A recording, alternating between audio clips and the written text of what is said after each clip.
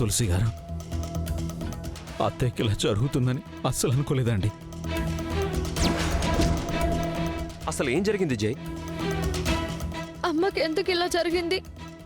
అది ఏం జరిగిందంటే యాక్చువల్గా జాను బాబు,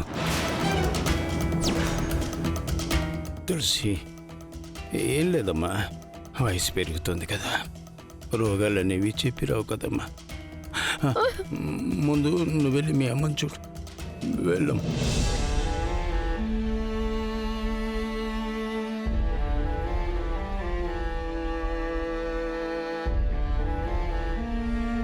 ఏం లేదు బాబు, వాళ్ళమ్మకి ఏమైందో నన్ను దిగులుతో ఏడుస్తూ వచ్చింది.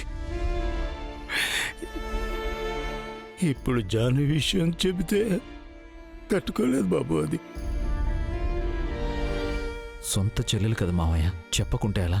కాస్త టైం తీసుకొని చెబుదాం. ఎందుకంటే వాళ్ళిద్దరికీ ఒకరంటే ఒకరికి ప్రాణం.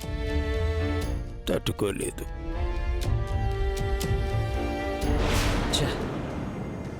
అసలు హార్ట్ అటాక్ తెప్పించిందే జాను వస్తుందని. జాను లేదు, చనిపోయిందని తులసికి తెలిస్తే తను ఏదో ఒకటి చేస్తుంది. జాను వస్తుందనుకుంటే ఈ ముసలోడు ఇలా దెబ్బ కొట్టాడు. ముందు వీణ్ణి చంపేయాలి.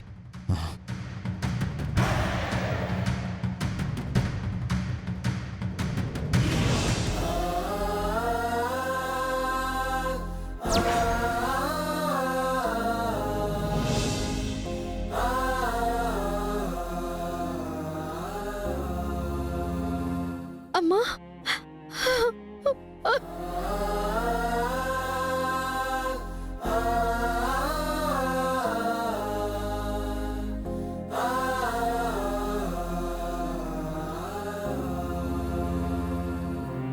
ఒక రోజుంచి ఇంకింటికి వెళ్ళొచ్చు అనుకున్నాం. అంతలోపే ఇలా మళ్ళీ గుండెపోటు వచ్చింది. డాక్టర్ వచ్చి సీరియస్ అని చెప్పారు. తులసి, నువ్వేం కంగారు పడకు. నేను వెళ్ళి ఒకసారి డాక్టర్తో మాట్లాడొస్తాను.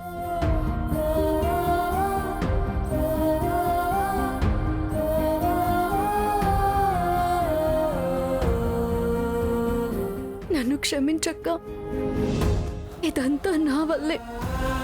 జై నుంచి నన్ను నేను కాపాడుకునే ప్రయత్నంలో నా కారణంగా అమ్మకిలా అవ్వడం నేను భరించలేకపోతున్నాను. ఊరుకో.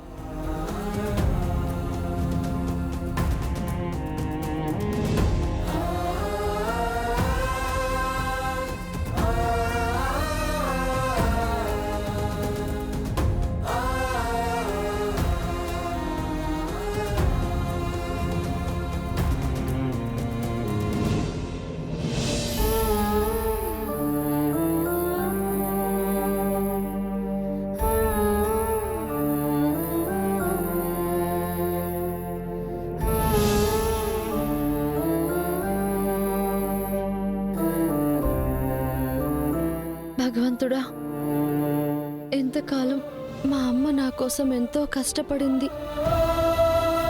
నేను సంతోషంగా ఉంటే చూడాలని కలలు కనింది. అలాంటిది ఇప్పుడిప్పుడే మా జీవితాలు బాగుపడుతున్నాయి. అది చూసి ఆనందిస్తుంది అనుకునే లోపే ఇలా జరిగింది స్వామి. మా అమ్మకేం కాకుండా చూడు స్వామి.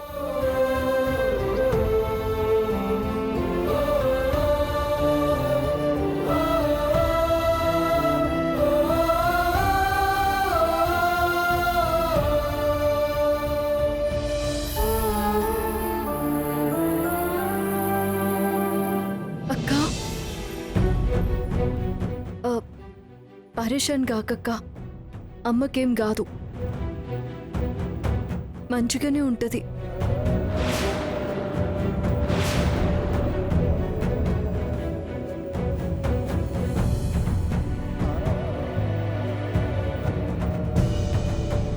ఓ, మీరు వేరేటోళ్ళా?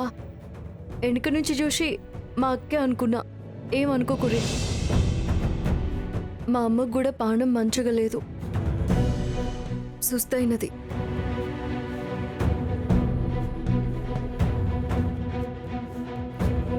కానీ ఒక్క మాట చెప్తా, అమ్మ ఎవరికైనా అమ్మనే.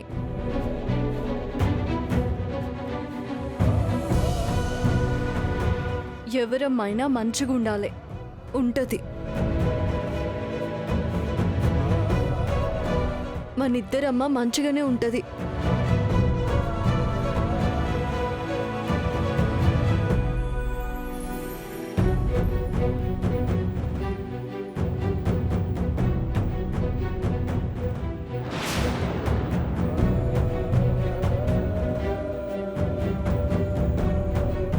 ఎవరు తులసి? ఎవరో పాపం నన్ను వాళ్ళ అక్క అనుకుని మాట్లాడేసింది. నేను సడన్గా జానునే అనుకున్నాను. సరే తులసి, నేను డాక్టర్తో మాట్లాడాను, రిపోర్ట్స్ కూడా తీసుకున్నాను. కొండాపూర్లో నాకు తెలిసిన సీనియర్ హార్ట్ సర్జన్ ఒకరు ఉన్నారు. నేను వెళ్ళి ఆయనతో ఒకసారి మాట్లాడేసి వస్తాను. లేట్ అవుతుందేమో, నువ్వు ఇంటికి వెళ్ళిపో. సరేనండి, జాను వచ్చాక మాట్లాడి వెళ్తాను. అలాగే. ఇదిగో ఈ డబ్బు మీ నాన్నగారికి ఇవ్వు. సరేనండి.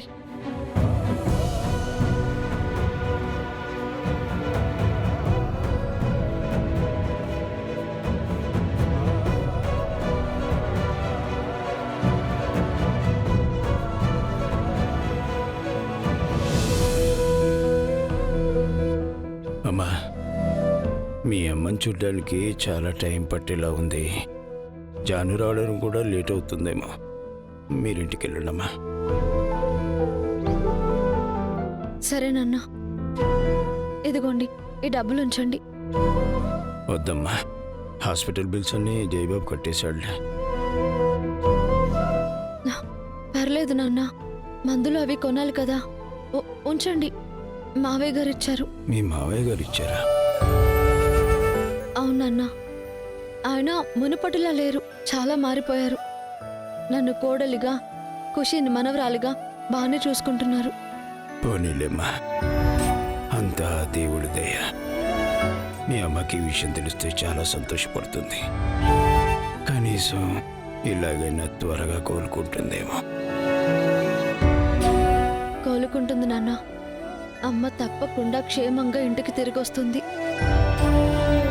సరేలేమ్మా, ఇప్పటికే ఆలస్యమైందిగా. మీరు బయలుదేరండి. అవతల ఖుషి పాప ఎదురు చూస్తుందేమో. ఏదైనా ఉంటే నేను నీకు ఫోన్ చేస్తానమ్మా. వెళ్ళొస్తానన్నా. ఈ డబ్బులు ఉంచండి ప్లీజ్ నాన్న. సరే, జాగ్రత్త అమ్మా. నేను నీకు ఫోన్ చేస్తానులే. వస్తానన్నా. జాగ్రత్త.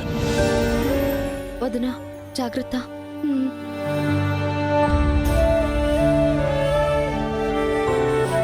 మావయ్య, మీరు నీరసంతో కళ్ళు తిరిగి పడిపోయేలా ఉన్నారు. కనీసం టీ అయినా తాగుదాం రండి.